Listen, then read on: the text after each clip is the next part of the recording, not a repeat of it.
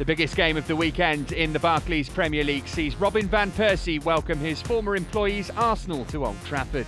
United moved to within a point of leaders Chelsea after last weekend's controversial win at Stamford Bridge. They come up against an Arsenal defence that shipped 5 goals at Reading in midweek, but still ran out 7-5 winners.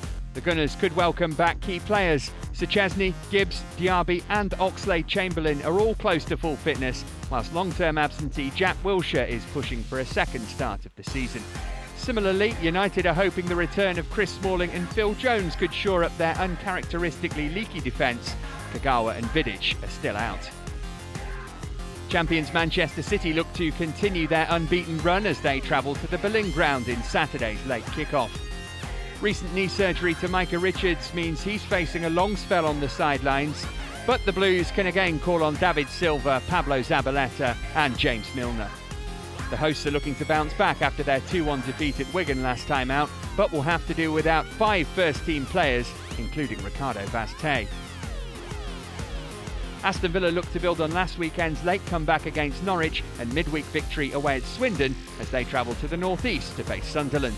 The Black Cats are finding wins hard to come by, drawing 6 of their last 8 Premier League games and losing this week's League Cup clash to neighbours Middlesbrough. With the out-of-favour Darren Bent looking unlikely to start against his former club, Sunderland will have to contain Belgian striker Christian Benteke, who scored 3 goals in his last 2 games. Tottenham Hotspur are back to winning ways in the Premier League after Sunday's 2-1 victory away to struggling Southampton, where Gareth Bale returned to haunt his former club. Andre Villas-Boas is hoping Moussa Dembele will return to the team and help restrict the slick passing of Wigan. Although they play with 3 at the back, they play expensive football, they like to keep the ball. Not an easy team to play because of the dynamics of how they keep the ball and play it. Certainly, you know, we play at home and we are on a good run. That doesn't mean that it's going to be an easy game.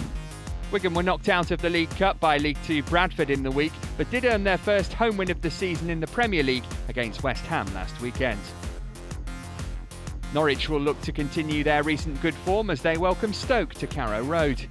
Chris Hughton's men are on the up with 4 points from 2 games after a superb victory against Arsenal in their last home league match, a point against Villa in midweek and a midweek cup win against Spurs.